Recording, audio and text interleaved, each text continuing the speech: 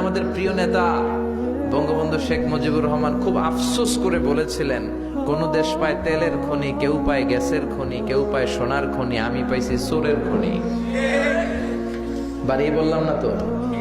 1973 সাল, স্বাধীনতার 2 বছর পরের ঘটনা। বাংলাদেশে প্রচন্ড শীত, হাড় কাঁপানো শীতে উত্তরবঙ্গের বুড়াগুলা মরতে আরম্ভ করছে। বঙ্গবন্ধু গোটা বিশ্বের নেতাদেরকে আহ্বান করে বললেন, আমার দেশের শীতে মানুষ মরে, আপনারা কম্বল পাঠান। আন্তর্জাতিক সহায়তার অংশ হিসেবে কম্বলের প্লেন আসতে শুরু করলো, কার্গো বিমান দিয়ে কম্বল আসতে আসতে আসতে আসতে 7.5 কোটি কম্বল আসলো। বঙ্গবন্ধু আফসোস করে বললেন, 7.5 কোটি বাঙালি, 7.5 কোটি কম্বল, আমার কম্বল কই? নিজেই কম্বল পায় নাই। এজন্য উনি চেষ্টা করেছে, কিন্তু অনেক মন্ত্রীদের কারণে দুর্নীতি বন্ধ হয় না। আফসোসের সাথে বলতে হয়, আমাদের অর্থমন্ত্রী বলে 1,500 কোটি টাকা কোনো টাকাই না, এটা কোনো ব্যাপারই না। আবার ঘুষের একটা নতুন নাম উনি আবিষ্কার করছে, স্পিড মানি। উনি বলতেছে ঘুষ হচ্ছে স্পিড মানি, ঘুষ খাইলে কাজের স্পিড বাড়ে। আবার শিক্ষামন্ত্রীও কম যান না, উনি গত মাসে বললেন ঘুষ খান, তবে সহনীয় মাত্রায় খান। আছে না নাই? মানুষ পাগল হইলে বান্ধে রশি দিয়া, রশি পাগল হইলে বানবেন কি দিয়া? ছোটবেলা শুনছি সর্ষে দিয়ে নাকি ভূত তারা, এখন সর্ষের ভিতরে ঢুকছে ভূত।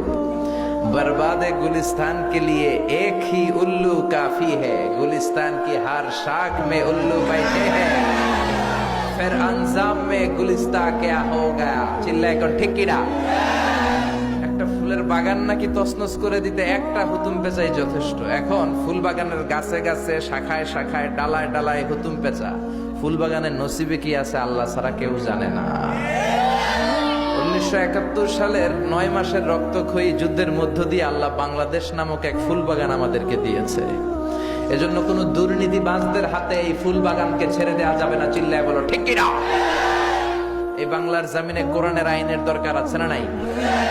কোরআনের আইন চালু হয়ে গেলে একটা দুর্নীতিবাজও থাকবে না। কোরআন কি দুর্নীতির পক্ষে না বিপক্ষে? আমাদের এদেশের 17 কোটি মানুষের প্রধানমন্ত্রী, আমাদের প্রিয় মাননীয় প্রধানমন্ত্রী শেখ হাসিনা অনেক চেষ্টা করে যাচ্ছেন দুর্নীতি বন্ধ করার জন্য, পারতেছে না। দুদক হয়ে গেছে ল্যাংড়া দুদক। ওই দুদকের ভিতরে দুর্নীতি আছে না নাই? তো এই জন্য শুধু দুদক দিয়ে দুর্নীতি বন্ধ করা যায় না। দুর্নীতি বন্ধ করার জন্য আল্লাহ একটা কিতাব পাঠিয়েছে। কিতাবটার নাম কি? চিল্লায় বলেন কি নাম? এই কোরআনের আইন বাংলাদেশে চালু হোক আমরা চাই। চাই কোরআনের আইনের বিরুদ্ধে কোনো আইন হইলে আমরা মানবো? কথা বলেন মুসলমান, আমরা মানবো?